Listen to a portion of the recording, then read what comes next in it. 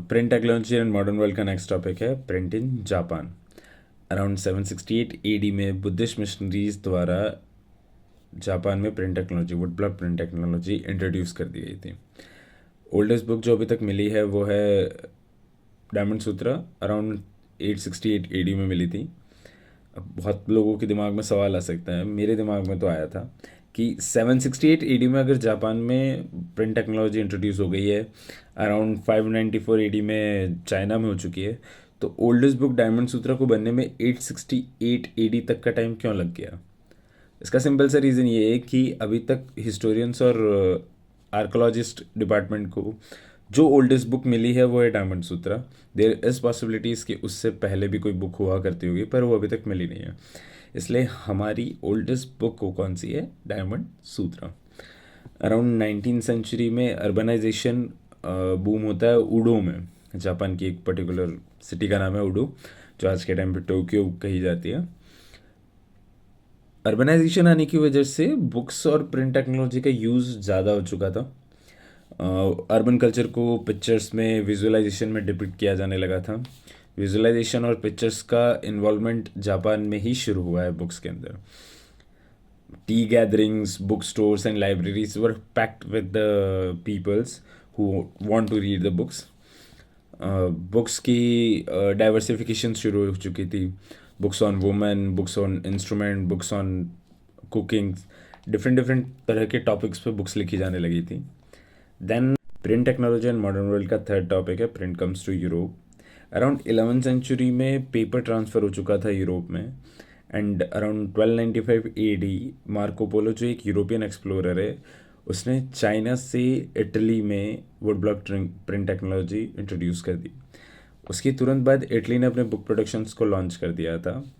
Still जो luxury addition था वो आज भी हैंड रिटन हुआ करता था ऑन अ पेपर और on a animal skin called vellum. Around artisans और एरिस्टोक्रेट्स और मोनास्ट्रीज स्टिल प्रिंटेड बुक्स को स्कॉफ करते थे। स्कॉफ मीन्स मजाक बनाया जाता था, बट स्टिल जो मर्चेंट्स और यूनिवर्सिटी स्टूडेंट्स थे उन्होंने प्रिंटेड बुक्स को ख़रीदना शुरू किया था, क्योंकि they are cheap in comparison to hand written books. जैसे ही बुक्स की नीड ऑल ओवर यूरोप बढ़ने लगी, बुक सेलर्स और बुक प्रोड्यूसर्स ने अपने जो बुक्स को ऑल ओवर यूरोप एक्सपोर्ट करना शुरू किया। बुक फेयर्स हेल्ड हुए। इवन हैंड रिटन टेक्नोलॉजी भी एक्सपांड कर रही थी। जो स्क्राइबर्स थे उन्हें भी एम्प्लॉय किया जा रहा था through for the book sellers और book producers, publishers. Print technology के आने के बाद में हैंड रिटन टेक्नोलॉजी धीरे धीरे डिक्लाइन होने लगी। जो मैन्युस्क्रिप्ट्स हैंड रिटन्स थी उन्हें धीरे धीरे रिप्लेस कौन किया कर रहा था? Print technology. उसका एक मेन रीज़न ये था क्योंकि जो हैंड रिटन बुक्स थी और मैन्युस्क्रिप्ट्स थी वो फ्रजाइल थी, पेपर से बनी थी। They are not easy to handle. उन्हें बनाने में भी बहुत टाइम लगता था। They are expensive. सो धीरे धीरे जो हैंड रिटन टेक्नोलॉजी है वो डिक्लाइन करती गई और प्रिंट टेक्नोलॉजी यूरोप में बहुत स्पीडली बढ़ने लगी। इवन इतनी ज़्यादा डिमांड बढ़ने की वजह से एक और नीड बढ़ने लगी कि there is need of a machine who is much quicker and cheaper, जो तेज़ी से काम करे और बहुत ज़्यादा सस्ती हो। तो यहाँ पे आपकी प्रिंट टेक्नोलॉजी और मॉडर्न वर्ल्ड के कह सकते हैं हीरो की एंट्री होती है। उसका नाम है गुटेनबर्ग। ये एक मर्चेंट का बेटा था, एक एग्रीकल्चर फील्ड में ओलाइव फील्ड में पैदा हुआ था। इसका बचपन खेतों में ही निकला है। इसने बचपन से एक मशीन को देखा था, उसका नाम था ओलाइव प्रेस, जिसमें ओलाइव्स को डाल के उसकी ऑयल को निकाला जाता था। धीरे जैसे जैसे ये बड़ा हुआ इसने पॉलिशिंग स्टोन्स, एक टेक्निक होती है स्टोन पॉलिशिंग की, उसको मास्टर किया। देन इसने एक और टेक्निक सीखी जिसे बोला जाता है मेकिंग ऑफ लीड माउल्ट, जो मैं फ़ोटोज़ डाल दूंगा यहाँ पे लीड माउल्ट की। देन एक टेक्निक, इतनी टेक्निक सीखने के बाद में वो एक बहुत स्पेशल गोल्ड स्मिथ बन चुका था। देन उसने इस प्रिंट टेक्नोलॉजी को एक नई मशीन दी जिसे मैकेनिकल प्रिंट भी कहा जाता है। जो ऑलिव प्रेस का मॉडल था वो उसने प्रिंटिंग प्रेस के मॉडल में बदल दिया। जो लीड माउल्ट बनाने की टेक्निक सीखी थी उससे अल्फ़ाबेट लीड माउल्ट पे उसने लॉन्च कर दिए। और इस वजह से एक नई मशीन अराउंड 1448 में लॉन्च हुई जिसे मैकेनिकल प्रिंट बोला गया। और इस मैकेनिकल प्रिंट से मार्को पोलो ने पहली बुक जो प्रिंट करी वो थी बाइबल, जिसकी 180 कॉपीज़ डेवलप कर दी थी अराउंड इन 3 इयर्स।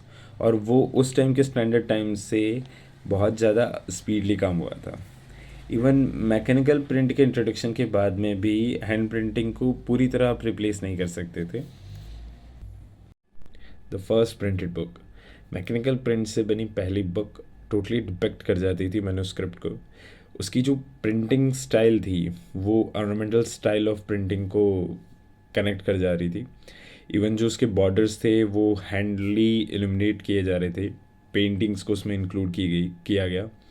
जो बुक्स रिच पर्सन्स के लिए यूज़ की जा रही थी उनके लिए अलग से स्पेस दिया जा रहा था ताकि वो उसमें डेकोरेशंस को इन्वॉल्व कर सके।